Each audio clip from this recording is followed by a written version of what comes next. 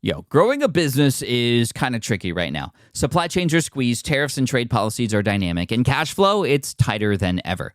You need clarity to come out on top. Without it, you risk falling behind. If only you could hop in the DeLorean and see the future, right?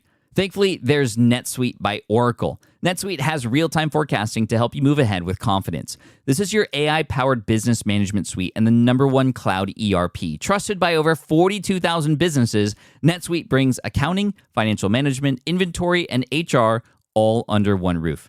It's your single source of truth, giving you the data and control you need to move quickly. And with AI built in, you can automate the busy work and focus on strategy.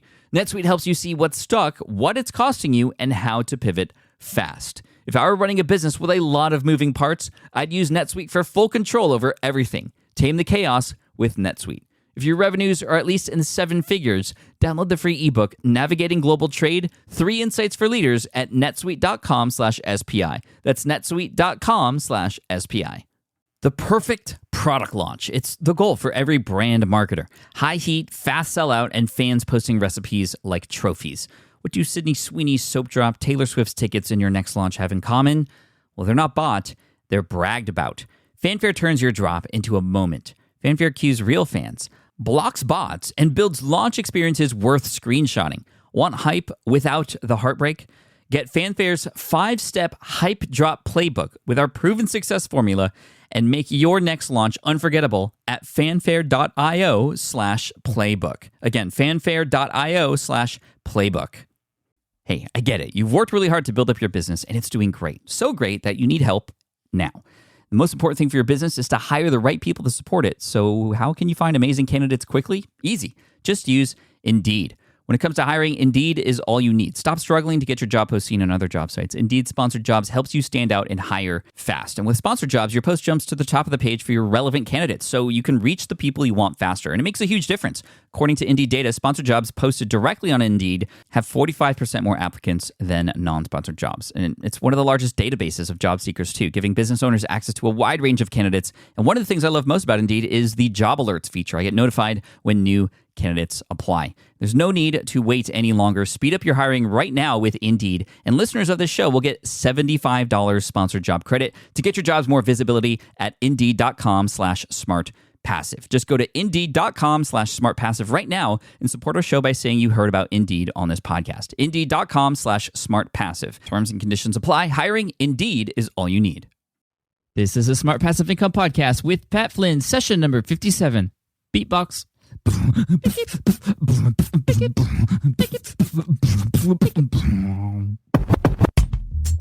Welcome to the Smart Passive Income Podcast, where it's all about working hard now so you can sit back and reap the benefits later. And now your host, who never finished a game of Monopoly in his life, Pat Flynn. Still using a copy-paste website? Break the template trap with Framer. Whether you're overwhelmed by traditional site builders or frustrated with cookie-cutter designs, Framer gives you the freedom to create a site that's professional, polished, and uniquely yours. Framer is the design-first, no-code website builder that lets anyone ship a production-ready site in minutes. It's free to start, allowing you to browse hundreds of pixel-perfect templates or even design something on your own on a totally blank canvas. Add bold animations like appear effects, text effects, parallax scrolling, scroll animations, looping animations, and much more in seconds. The built-in AI handles the heavy lifting, generating starter layouts, and can even translate your entire site to any language. Ready to build a site that looks hand-coded without hiring a developer? Launch your site for free at framer.com and use code SPI to get your first month of pro on the house. That's framer.com, promo code SPI. Framer.com, promo code SPI. Rules and restrictions may apply. Running a business means legal questions are inevitable. Is this contract or agreement solid? What can I do if a client won't pay me? Am I set up properly for taxes? Well, rather than trying to navigate all of this on your own or searching endlessly online, imagine having a law firm on your side without the high hourly rates. That's exactly what Legal Shield's small business plans offer. With Legal Shield, entrepreneurs get access to real legal support, contract reviews, collection letters, guidance on business formation, and even help handling IRS audits. Members can book consultations, upload documents through the app, and work with a provider law firm that understands small business laws in your state. You also get proactive help on tax and trademark questions so you can stay ahead of legal risks. And if a client delays payment, Legal Shield can send professional collection letters to help you recover what you're owed, all for a fraction of what traditional attorneys charge. Go to LegalShield.com/SPI or call 833-570-9980 to learn more and get big business legal support without a big business budget. That's LegalShield.com/SPI.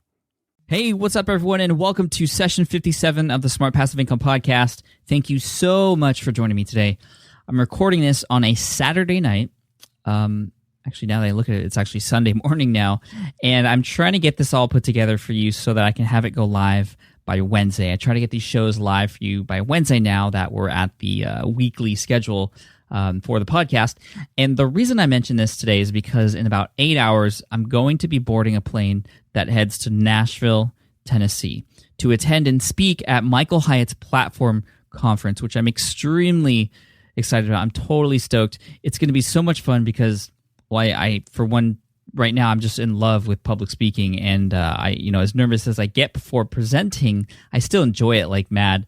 But also, I'm excited to meet Michael in person. We haven't crossed paths physically yet, although we've become pretty good acquaintances online and primarily through Twitter and email. He's an incredibly nice man who just knows exactly what he's doing. I mean, he's got a tremendous following, hundreds and hundreds of thousands of people. He has a new book that just came out called Platform. Now this live event to go along with it. Totally awesome. I'm so happy to meet Michael, his crew over in Nashville, and everyone else who's going to be attending the conference. By the time you listen to this, it'll either be the last day of the conference on a Wednesday, which is when I speak, or in the future, and the event will have already passed. Either way, I hope I can follow up later about the event and maybe give you some video footage or at least some pictures of me speaking and other people speaking. I'll definitely keep you posted, though. Now, for today, in sort of alignment with my trip to Nashville, I sort of timed it this way. A lot of you know Nashville is a hub for music here in the United States, and I'm excited to welcome my guest, David Hooper, on the show, who's actually from Nashville and is in the music industry. He's in the music business. He does music marketing, and we're going to be talking a bit about some of the interesting parallels between the music industry and what we're doing, like online business and internet marketing, entrepreneurship. There are a lot of interesting similarities and lessons we can learn from his experience in the music industry. So let's get right into the interview where I start talking about how we've actually come to know each other. So enjoy. So David from musicmarketing.com, he and I know each other because actually of a mastermind group. And you've heard me talk about mastermind groups lately a lot. So important, not just because of the great advice you can get from your peers and the accountability part of it, but also because you get a chance to become good friends with people. And a lot of you know I'm in a mastermind group with Jamie Tardy from eventualmillionaire.com, along with Todd Tressiter from financialmentor.com and Roderick Russell from remarkablyhuman.com. But David, correct me if I'm wrong, but you were actually the one who put this group together with Jamie Tardy a few years ago, right? I think the way that it worked is I was looking for something and she was looking for something. And she saw that I was looking to start one up, and she said, "Hey, I'm doing that too. So come on over here." And I said, "Great." Yeah, and it's been amazing. I mean, that was a few years back, and it's still going strong. We're adding more people. I know you had to bail because you have a ton of stuff going on, and just tell us exactly what you've been up to lately. You know what? The last 2 years, I have a publishing business. I'm primarily in the music marketing business. Also have a syndicated radio show, so we're recording every week and putting out new shows every week. But the last 2 years, I've actually spent writing a book. And I'm not a natural-born writer, so it has taken me 2 years instead of about 30 to 60 days like I thought it would. I know all about that. But here's the thing, Pat. This is what you're preaching. You're preaching smart passive income. It's because I've set up smart passive income that I was able to do that. Mm-hmm. So you've been able to have this time to write this book while still having these other things in motion. I mean, you have a ton of other books that are live on Amazon and stuff, right? I do. I probably have about 10 books under my name. The difference between this one and some of the other ones is that this one really, I joke around about 2 years, and that's true, but it actually took about 17 years. I've been in business for 17 years, and this is in a lot of ways like my life's work. And I knew I was going to go big with this one. and I wanted it done right. I mean, brought in the editing team. We actually had 5 editors on this one just to make sure nothing got through that wasn't supposed to get through. Because, like I said, I'm not a natural born writer, and that was actually one of the good lessons. If you just want to start out with a great lesson, is that I know you're a musician, Pat, and when you start playing music, you don't. A lot of these kids now that play like Rock Band or these video games that are music oriented. Mm-hmm. That makes it seem like it's really, really easy, but it's years and years of practice. And the same thing for writers. We look at a person with a book, and all we know is that they just released a book, like Stephen King. We don't see the editing, and we don't see the rewrites, and we don't see the writer's block and everything that they had to go through to get it. Right. And that was a really, really good lesson for me, because even knowing that, even saying that, I know it on one level, but when you have to experience it, you're used to so many people that make it look easy. I know a lot of people probably do that with you, and they look at your monthly income reports. It's, this is easy, but they don't see probably 90% of what you do to make it happen. Yeah, I mean, the people that really know me know how much work I put into the site, and a lot of people see that first income report from October 2008, and they're like, wow, you made $8,000 the first month you released that book. But then what I always have to tell people and remind them, and I remind them without them even asking, because I want them to know that site was up for 2 years building an audience before I even started monetizing it. I mean, without that 2 years of constant work, 2 or 3 hours a day on the site, pumping content out there for this exam in the lead industry, I mean, I wouldn't have been able to launch a book like I did. Yeah. Well, in the music industry, we say, every overnight success takes 7 years. 7 years. Just because you're hearing about them right now doesn't mean they weren't working. Yeah, I mean, there's so many examples of that in business. And for those of you on the podcast or listening to the podcast right now, I mean, this isn't really going to be an interview with David about his book, although we're going to get into it because there's a lot of great parallels between what is inside his book and what we're doing, all of us, in this kind of internet business, online marketing space. But this will be just kind of like David and I are cool together. I mean, we have great chats with each other, and we're just going to talk, and it's like you guys are there listening, like fly on the wall status. So, and I'll try to throw in some of the lessons, because I think I'm a real believer in mindset. Like, that's what I've written about in the past, because I really think that is the foundation of success. I mean, you have to be willing to have that tenacity, and you have to be willing to have the belief in yourself that things are going to get better, even when things are rough. And there's a lot of lean times that you go through as an entrepreneur. And that's really what separates the successful people from those that were not successful. Like Pat, you lost your job doing architectural work, and it would be very, very easy to go out and get another job. There's some true grit that you have to kind of stick it out during those lean months when you're learning. But if you can get past that, that's when the action really starts to happen. And the same thing happened to me. The same thing happens to every entrepreneur that I know. Yeah, absolutely. I mean, there are things during that lean period where you can kind of make things happen a little faster, getting the right education, hooking up with the right people, again, mastermind groups, all those things played an important role in my journey, at least. And I'm glad you talked about, being confident in yourself, because one of my favorite quotes of all time is from Henry Ford, and it's, whether you think you can or you can't, you're right. Yeah. And I actually have a placard on my wall that says that, because I just look at that every day, and I just try and believe in myself as much as possible. It's true. If you don't believe you could do something, then it's not going to happen. Yeah. Well, there are a lot of lessons from Henry Ford. One of them was the assembly line. People always give Henry Ford the credit for assembly line. Mm-hmm.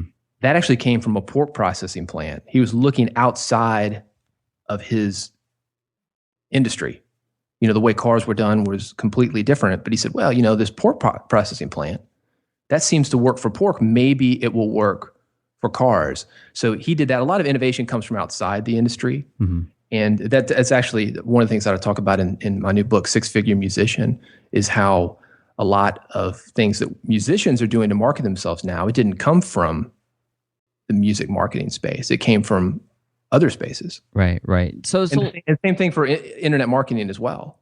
Oh, yeah, absolutely. I mean, there's all kinds of parallels between all kinds of other things and internet marketing. We'll get into that. So your book, Six Figure Musician, and the subtitle is How to Sell More Music, Get More People to Your Shows, and Make More Money in the Music Business. You can actually find it right now. It just launched on musicianbook.com. You're taking years of experience in the music industry and putting it into this book, because as you mentioned, I saw this on your website, there's more opportunity today for musicians and songwriters than ever before. I mean, why do you think that is? Well, one of the reasons is because distribution is not an issue anymore. Used to be. So I'm 40 years old. I started in the music business really when I was in college. I was, working at record stores, and I was in bands before that, playing as a performer. But for example, working in the record store, a band would have to record something. They would have to put it on what we call a phono record. And a phono record is a physical, not just like a record, but a CD, an 8-track, a cassette or something. Put it on a truck, get it to a distribution company. At the distribution company, they would have to get it to the store, and then it would go to the end user. Now, you just pop it on the internet, it goes directly to the end user, and we don't have any of these kind of distribution issues. Also, distribution is cheaper now. So much so that I'm actually giving this book away for free because it doesn't cost me anything to print it up. It doesn't cost me anything to put it on a truck, get it to a distributor, get it to the retailer, and get it to somebody. Because every time you do that, it's like they take a chunk of the money. So if you were to sell a book for like $10, you might end up with, a buck or two, maybe, after you consider the paper and everybody taking their cut. So the biggest issue, I think that is not an issue, really. The biggest thing that I think is really great for musicians, any creative people, and also internet marketers is that we have distribution. We've got a platform. You can put up a blog today and have anybody in the world read it tomorrow. Yeah, absolutely. But with what comes with that is huge competition and just, a sea of people doing all the same stuff. I mean, how do you stand out? I mean, as a musician or any creative person in this freely, easily distributed content type of world? That's one of the things that I think is the irony of the internet is that the way you stand out is by getting off the internet. That's so true. Right? Because for like a musician, I say, man, don't think that you can put up a YouTube video and just have folks buy your records or whatever it is that you're trying to do, make you famous. Mm-hmm.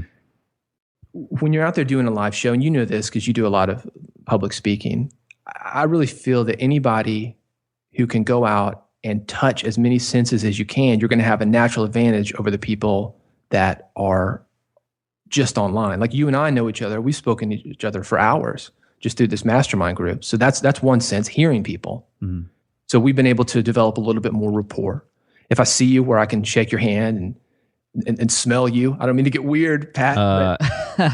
I'll make sure to wear my cologne because we're actually gonna meet hopefully when I head up to Nashville for Michael Hyatt. Coming to Nashville, which is where I am, Music City, USA. But if you think about like going to like a live show, this is one of the reasons that bands stand out that are doing this is that you go into a club and you smell the stale beer and the sweat, body odor and smoke machines, and you hear the guitars and you feel the vibration if they're loud enough, and you're bumping into people and you're having this interactive experience with all of your senses. And I think that's one of the things. I mean, don't think that you can just sit there on your computer. I think the computers are a great tool.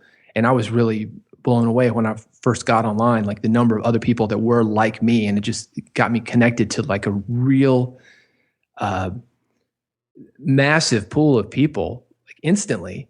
But the ones that I've really connected with are the ones that I've met in person. So that would be the suggestion. I mean, I think it's so easy. The issue is there's really not a barrier to getting online, and the barriers, like I talked about, for example, putting a book out or putting a CD out or putting a product out that you used to have, printing or distribution, that weeds some people out. And one of the barriers that you can get through right away is just by meeting people in person. Mm-hmm. Yeah, no, that's absolutely true. And it's funny because each one of those senses that you touch is a different way that people can remember you or who you are or that experience.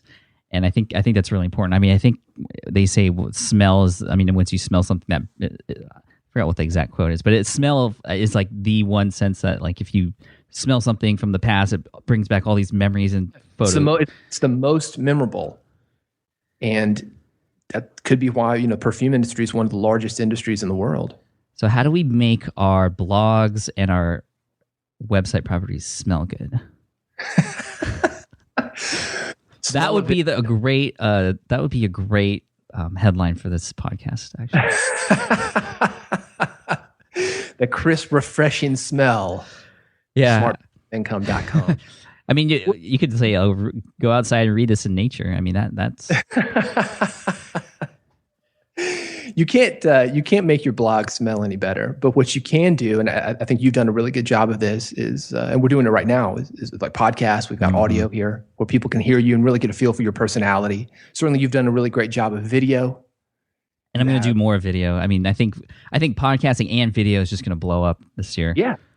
Well, it's getting so easy, and you know what is really amazing, and you just turned 30. I've got to congratulate you on that. Thank you. So as a 30-year-old, you have grown up with this technology that a lot of people, like I'm 40, haven't. So you're seeing a lot of people in their 20s and early 30s that are very, very comfortable, and we're seeing some really, really great video, and that wasn't a skill that 30-year-olds would have had 10 or 20 years ago, definitely. So, that's one of the things I think using photos, using images, and just changing things up. So you're hitting like a different part of the brain every time somebody comes to your blog. I know there are a lot of blogs that are text. When I got online, Pat, this is going to date me a little bit, but I got online pretty early, but you're talking about like 92, 93. The web didn't really exist. There were just a very few websites. We had this thing called Gopher, and it was all text. And you would go for like to CD Connection, and you could order your CDs. It wasn't like Amazon, all text. And, you think about that kind of experience. You've got some people that are still kind of stuck in that age of, 20 years ago where they're all text. Well, these days you can bring in multimedia into it. And you can also, by doing that, show part of your personality, which I think is great. It's one of the things you've done really well is it's authentic. It's real. You can't fake it on video. No, it's hard to, very hard to.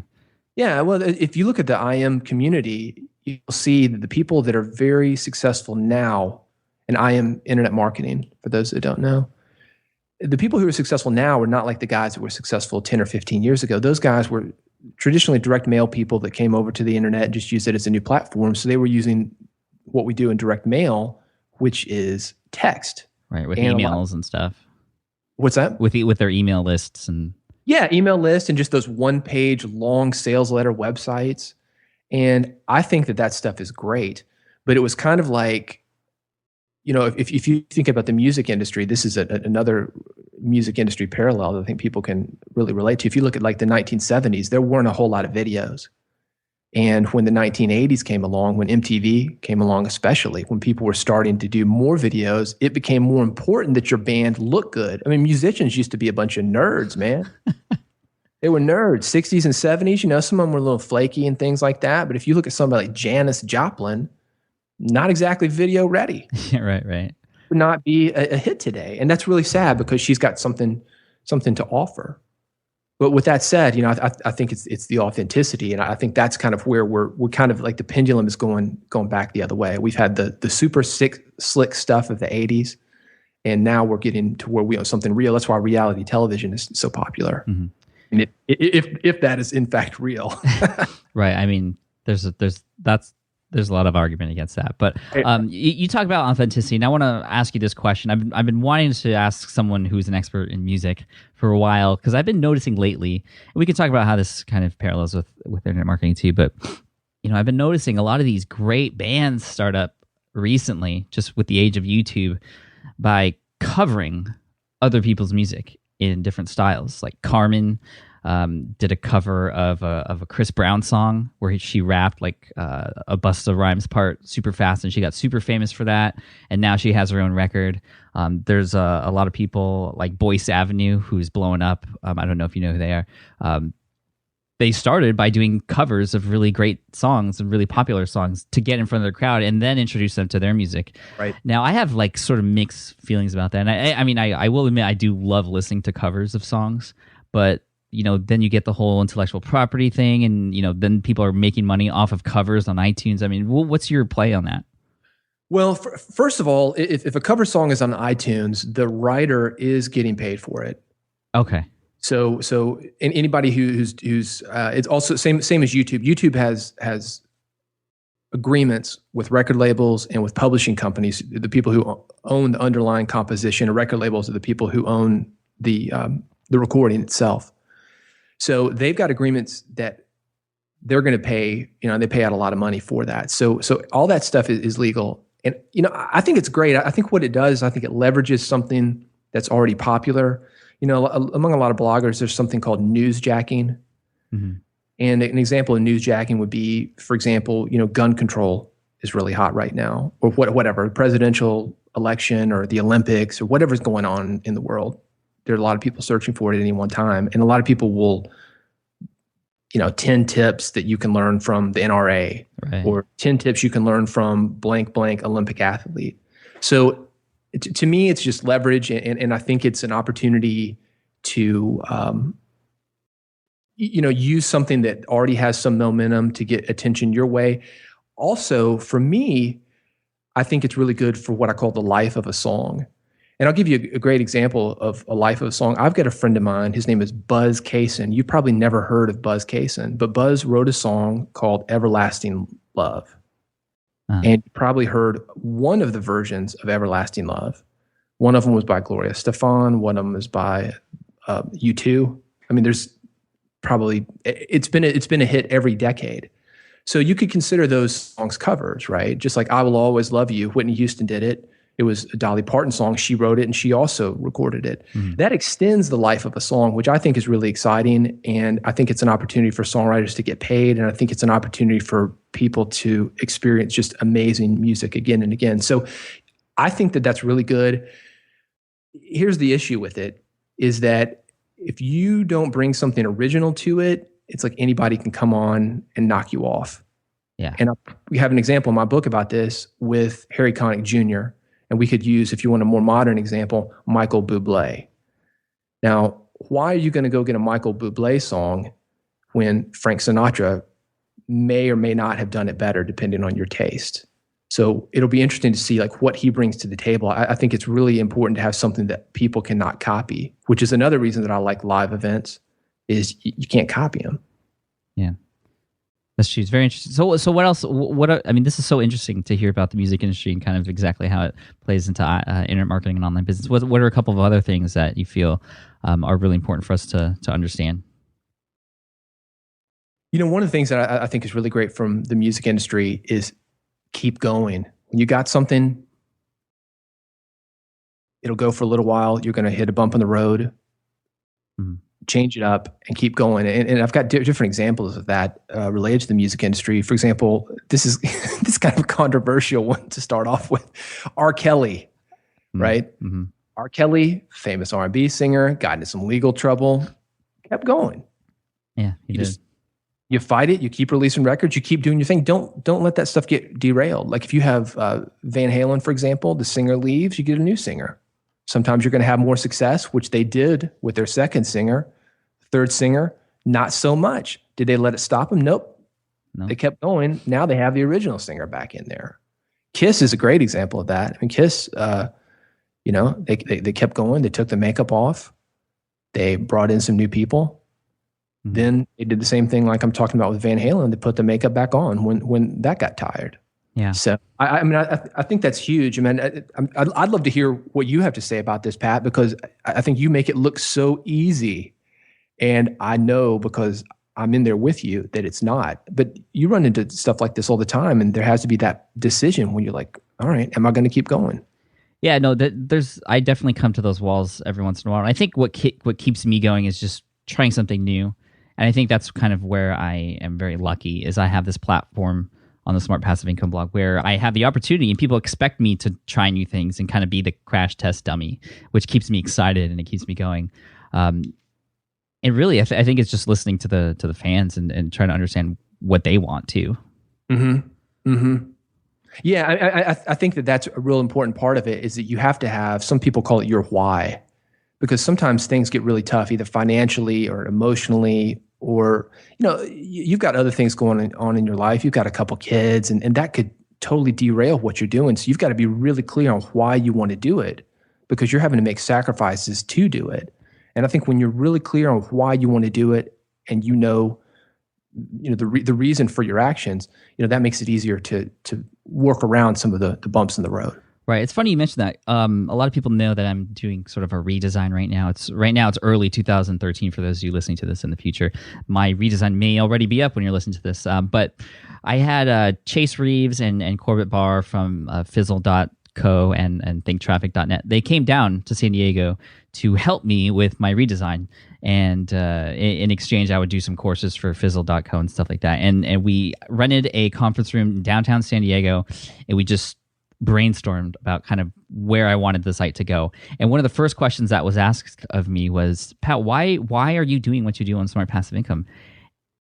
And it was really, I was like, oh, I really want to help people. Well, why? Why? I kept asking why and getting deeper and deeper and deeper.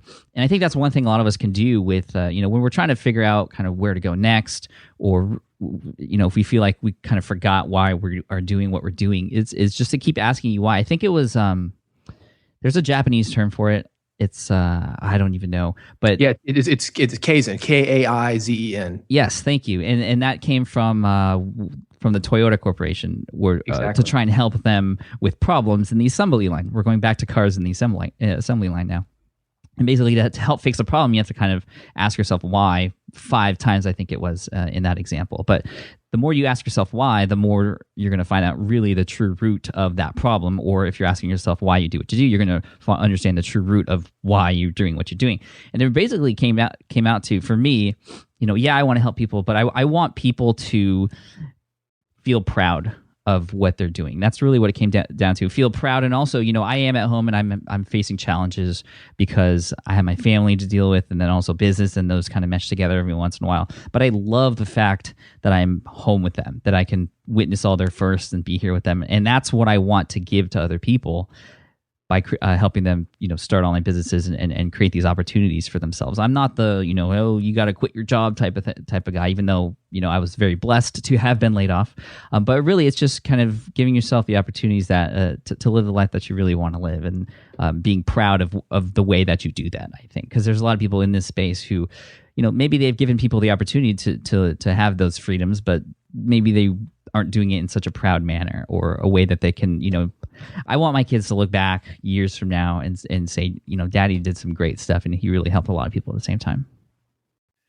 I'm so glad that you mentioned Toyota. And here's another thing about that, and I hope I'm pronouncing that right. It's Kaizen, but it is spelled Kaizen. So that's a great place for anybody to look up if they want to find out about how Toyota has been so successful. Mm-hmm. The other thing is about the slow, consistent improvement. It's little bitty things.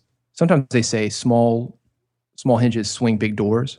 It's a small, consistent changes, and that happens for musicians when they're learning how to play. It happens with dancers when they're learning to dance. Anybody who's ever been in the gym, you don't go in there, 200 pounds, a blubber, and then come out 150 pounds of all muscle. It takes a long time. So it's that slow, consistent improvement. You get better and better every month. And I think if we look at your old income statements, you'll see that you're getting better and better every month. Sometimes you hit a little bit of a dip, but then you bounce back. And I've got another a funny story about Toyota, and this is in the book. You got me on all these Japanese words. So, sorry, dude. So it's Soichiro Honda. He's the founder of Honda Motor Company. He was actually turned down from an engineering job at Toyota. He was doing piston rings, and because of the poor quality, they said, not gonna let you even work here. So he went on, eventually started Honda Motor Company, and that's another reason that Honda has been so successful. Anybody who's had a Honda knows what great cars they are, both cars, a Honda and Toyota. I have a Honda and a Toyota, actually. Oh, there you go. Yeah. Oh, well, and there's a reason for that, right? Yeah.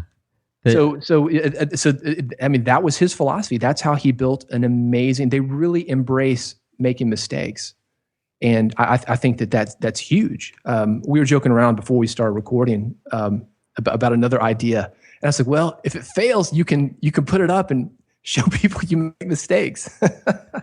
Wait, which were we talking about? Well, talking about doing like something with iTunes. Yeah. Okay. And so sometimes these ideas work and sometimes they don't. Sometimes they're just a punt, right? But if it fails, you learn from it. You pick up the pieces and put it back together again a little bit better next time. Yeah, definitely. I think the journey, is going to have a lot of bumps in it. And if you go back to some of my older content on the blog, you'll see my writing style wasn't quite as fine tuned as it is now, and I'm still improving. And I still get correction emails from some of my fans, which I actually love. And kind of puts me. I'm like, thank you. Like I totally forgot the apostrophe on it's. My bad. And that's just a little reminder of me to just remember that next time, which is great. And, we learn along the way. If you go back to some of my older videos, I cannot watch my older videos. Well, how about the podcast? I mean, I know this from being in radio that I hate to listen to those old shows. I'm like, ooh, it sounds like the equivalent of like a cardboard. It's awful. Yeah, I can't listen to my first episodes either. And I think, I get a lot of emails from people who have, recently found me, and then they just take a week and listen to all my shows, and they're like, wow, I've like noticed the improvement show after show after show. But I'm still working on it. As you probably can tell, if you were keeping track, I've probably said a number of times in this episode. And now that I'm thinking about it, I'm not saying it, but I know I'm going to say it later when I'm not thinking about it. I just have to keep training myself along the way. Well, I asked you before we started recording, I said, are you going to edit this? Because I'm used to a very heavily edited show. Mm-hmm. And that, there it goes, right? It allows me to make mistakes, which I think sometimes is good, but there's something to be said about leaving the mistakes in, because what you're doing is not perfect. And even though it's not perfect, you're still doing very, very well at it, as am I. And I think that's important to, let me give you a music business example. This is a great one. I don't know if you're an AC/DC fan, but Back in Black. Okay, so before Back in Black, the very first record, it's called High Voltage. If you listen to High Voltage, the guitars aren't even in tune with each other. That didn't stop them from putting out a record, right? Uh-huh. So if you listen to a lot of the old music, and I think probably Back in Black has some of these things. As a matter of fact, it does, because the drummer, Phil Rudd, the drummer plays behind the beat. There's something about that AC/DC sound that the drums are a little bit off. Eventually, they get rid of this guy, Phil, and brought in some other guys, Chris Slade for one, much better drummer technically, but it wasn't that AC/DC sound. Mm-hmm. So what happened? Well, they went back to Phil Rudd. This goes back to what I was talking about some of these other bands. Like, you can try something, and if it doesn't work, you can always go back. Yeah. So another huge lesson, I think musicians have done a really, really good job of that. They just try. Because it really, when you think about music, music is art. And music is about making a connection with people. But so is smartpassiveincome.com. So is this podcast. Everything that we do is art. It does not have to be perfect. It's about making a connection, and people would rather have something that's real and authentic than perfect. That's why a drum machine, which is technically perfect, has a button on it. It's called Humanize. So a drum machine that gives you a perfect beat will actually mess up the beat just a little bit, because the human ear actually likes that better. It's so funny. That is really funny. It's funny. I was working with, I said funny like 4 times just now, actually. Now I'm like so self-conscious about what I'm saying. I had a speaking coach for my recent presentation at New Media Expo, and it was such a great experience working with him. One of the first things we talked about was he asked me, how do you normally prepare for a speech? This is like our first meeting together. And I told him I used to script everything. I would memorize 20 pages of words for a 45-minute presentation, and I would just know it front to back. And I think that helped. That helped, getting that deep into the material. But it kind of hindered me as well. And this is what he told me. He's like, you're not allowing yourself to be natural and be creative while you're presenting. So what he suggested was, you memorize the intro just so you have that down and choreographed, and you memorize the outro, the kind of finer points you want to say. But in the middle, you just kind of bullet point what you want to go over and just talk naturally. And it's going to be so much better. It's going to be more natural. It's going to be more Pat or more you. And I did that, and I got a lot of great comments about that. People who have seen me in my previous presentations and then my latest one, they're just like, Pat, you sounded like you were just on your podcast, or you sounded more natural. And it was because I didn't script it, but I knew the material well enough where I didn't have to worry. I love that. I think that's $1 million tip right there. And I can completely relate, because I talked about earlier about the very early radio shows that I did.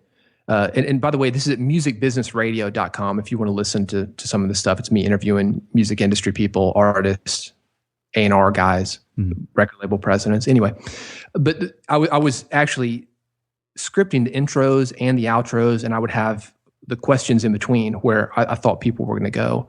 And it ended up sounding bad. And I remember, what the producer told me, he said, man, just do it like you're talking to me. Put the script down and just do it. and it sounded so much better. And I think part of that is just having the confidence to do it and trusting yourself. That's another huge entrepreneurial lesson, isn't it? Just trusting yourself and trusting that it's going to be okay. It's scary. You don't know what's going to be on the other side of the wall, but you trust that it's going to be okay. Yeah, and it doesn't have to be perfect either. Like we were talking about, and I think that's really important, because that was actually a big issue I had when first starting, especially with the videos and the podcasts. I did quite a few takes of that first podcast episode. I did a number of takes of a lot of the videos that I've done, and now I'm just whatever. I just put it out there, and I'm improving my skills along the way, and it's just more natural. People enjoy it more. Yeah, and it's still scary in a way, I imagine. I remember I sent you some stuff before we did this conversation. I sent you some bullet points, and you sent just like a one-line email back. Hey, man, we're just going to kind of have a discussion. Uh-oh. Sorry. So now I got to prepare for everything, right? But the truth is, if you know the material, I know the material, you know the material when you go on stage. I mean, if you prepare, which we always do, there's only a certain amount of preparation that you can get. And one of the things that I think is really interesting, I was taking stand-up comedy, like writing, like Second City, and also I've done some stand-up comedy where I'm performing just to get better at my public presentation. One of the things that I thought was really interesting is that those guys are prepared. They make it look really, really good when they've got a heckler or somebody drops a glass, like a waitress drops a glass, or a siren goes by. They look, oh, well, that was off the cuff. But it's not. So there's a balance. I mean, I think you prepare for what you think might go wrong, but eventually something's going to happen. You've got no idea. Right. Can't prepare for everything. Totally. Now I'm on musicianbook.com. I'm looking at kind of, I think you have it broken down into chapters or the points that you make in this book. And there's a few of them I want to point out before you finish up, because I can't believe we've already spoken for this long. It just feels like it's been 10 minutes, and I know we could talk for hours, and maybe we'll have to get you back on the show because this stuff is awesome. Okay, well, I hope everybody else feels that way. Well, I feel that way, so...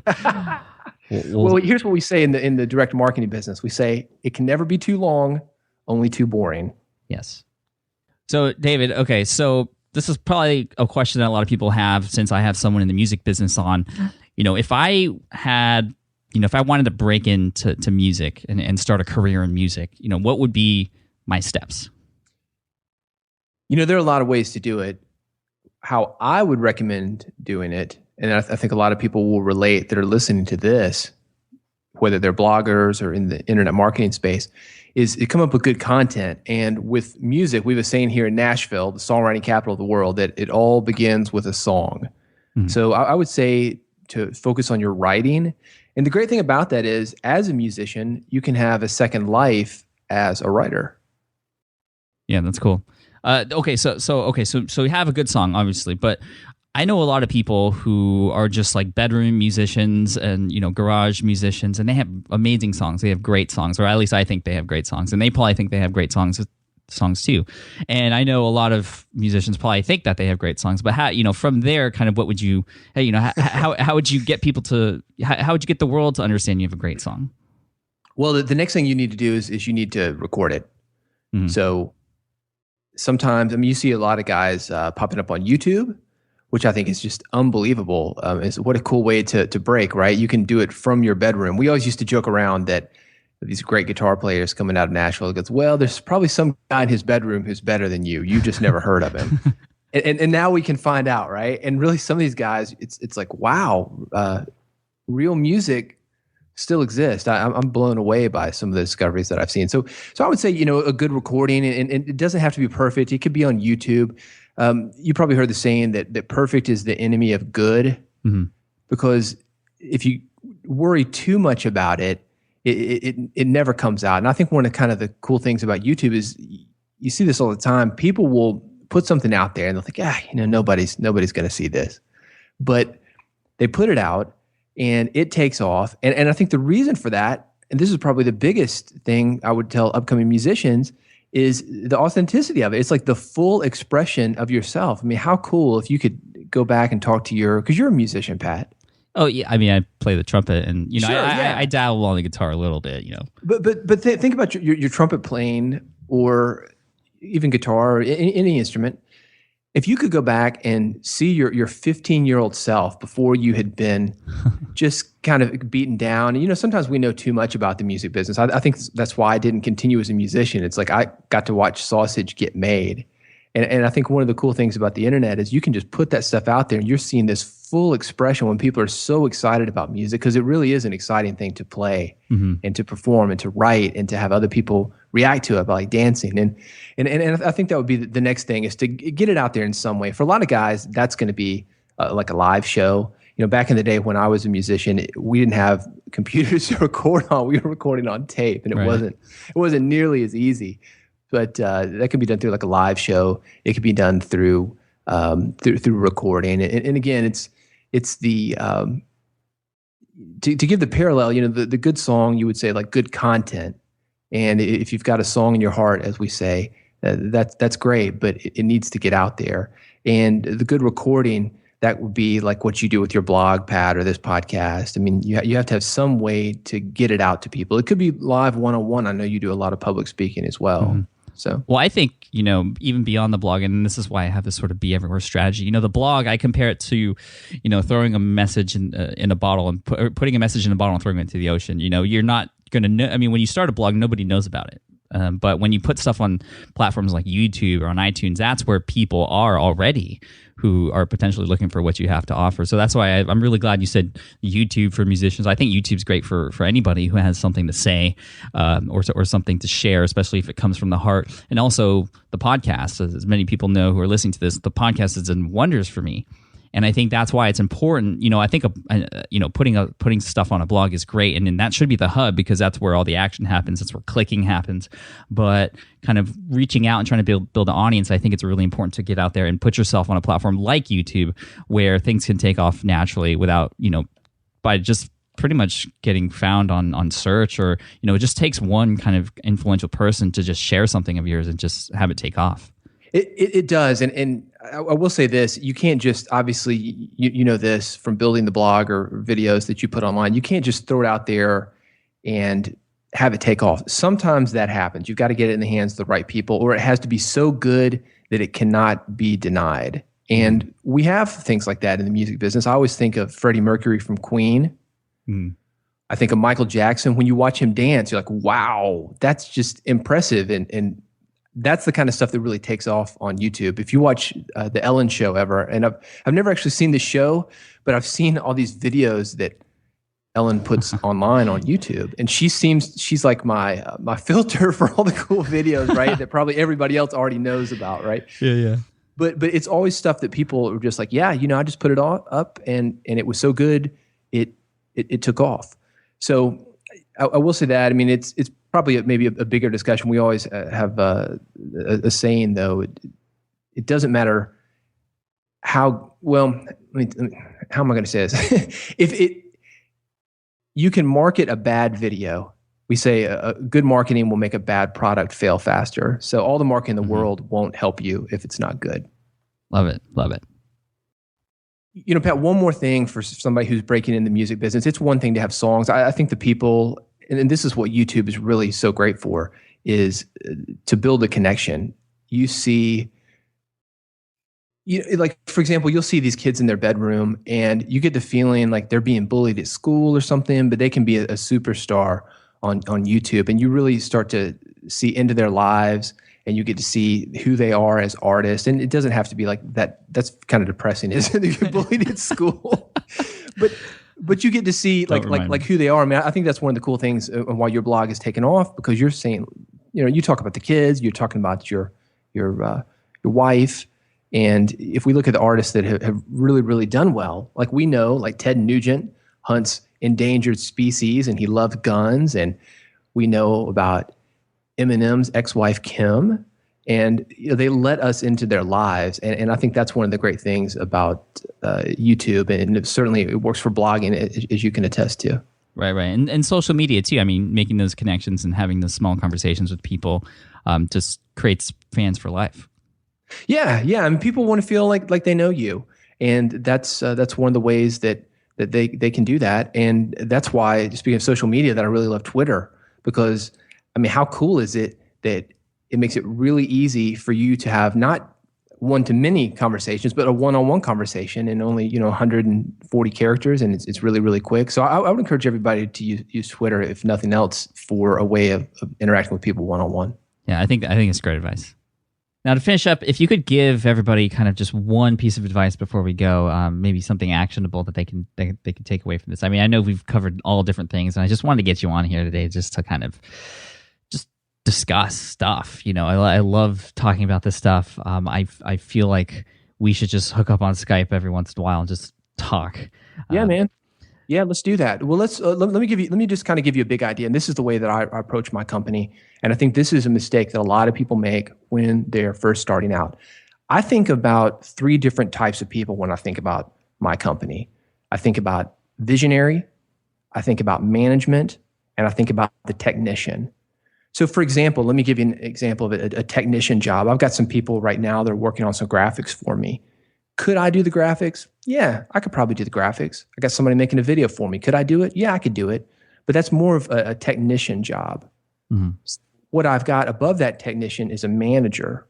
I've got a manager, a project manager that basically I work hand in hand with her, and she tells people what to do. I'm at the top, I'm the visionary, and I think about big picture things. And that's my highest, if you want to get into the 80-20 principle again, that's my highest leverage.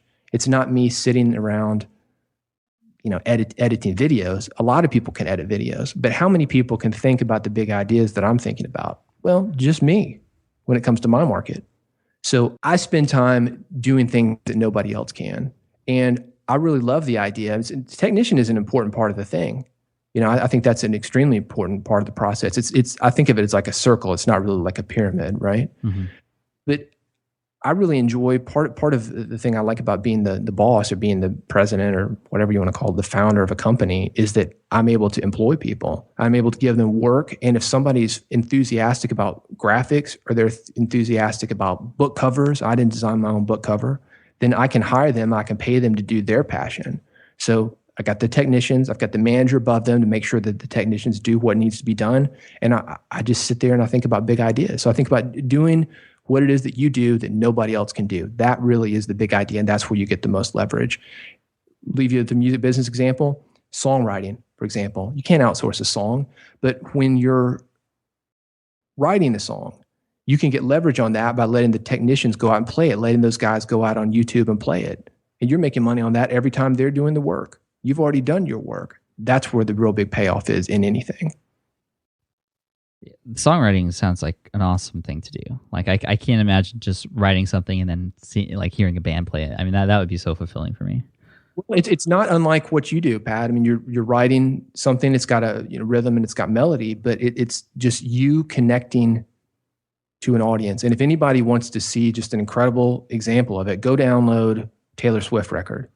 Taylor Swift knows her audience, and the way she writes or co-writes, she connects with them in a certain way where they hear that song, this, ooh, ooh, ooh, that's about me, that's about me. And we've all heard songs like that, right? You go to weddings, like, oh, that's our song. And if you can do that in your blog, yeah, made. I mean, where you're speaking to a bunch of people, but they think that you're personally speaking to them.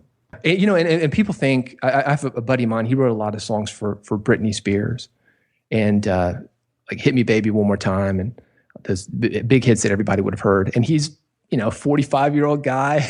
I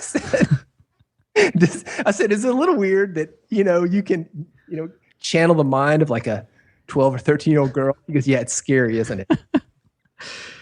But that, a funny story, I was talking to another guy that I know. He wrote a song called Like a Virgin by Madonna. Did you know that was written by 2 dudes? No, nobody knows that, right? Like a virgin. Madonna wrote that because it's so perfect for her. Nope. So, that's where the real leverage is. Madonna's still out there on tour, and those guys are still collecting those royalties. Yeah, that's crazy. All right, David, thank you so much for your time. I mean, like I said, we could just talk for hours, I'm sure, and we'll have to get you back on some time and maybe talk about how the book did. Pat, I'm going to keep track of this book. We'll give it away free at musicianbook.com, and I will report back to you it's very scary to me to release it for free. and it's brand new up there. But I'll report back with you and let you know how that did, because I'm trying to spread ideas here, and I'd like to encourage other people to spread their ideas and trust, just like what we've been talking about. Yeah, well, you know me and free. I mean, if you can inspire people and change people's lives with your book, they're going to want to pay you back one way or another. Absolutely. All right, cool, David. Thanks. Take care, and we'll talk to you soon. Sure. All right, I hope you enjoyed that interview with David Hooper. Again, if you go to musicmarketing.com or musicianbook.com, you can get the PDF version of Six Figure Musician for 100% free, which is really cool. Of course, just reading a book or a PDF file isn't going to get you six figures in the music industry or any industry, really. But David's been at this since 1995, so he definitely knows a thing or two about how to give yourself the best chance to do that. So again, David, thank you for your time, and everyone else listening, thank you for listening to the show.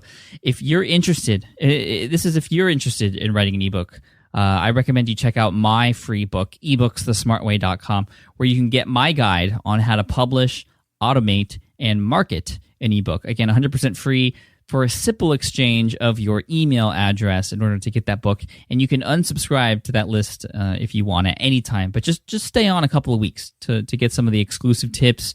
If you're not convinced, then by all means just unsubscribe, but stick around and you'll see that it's worth it.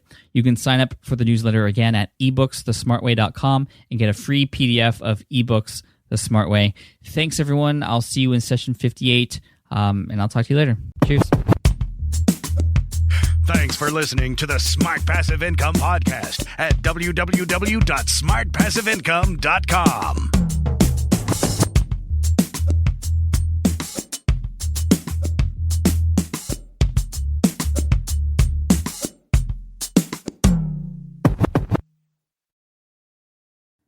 I get it. You want to grow your business, but selling at scale feels overwhelming.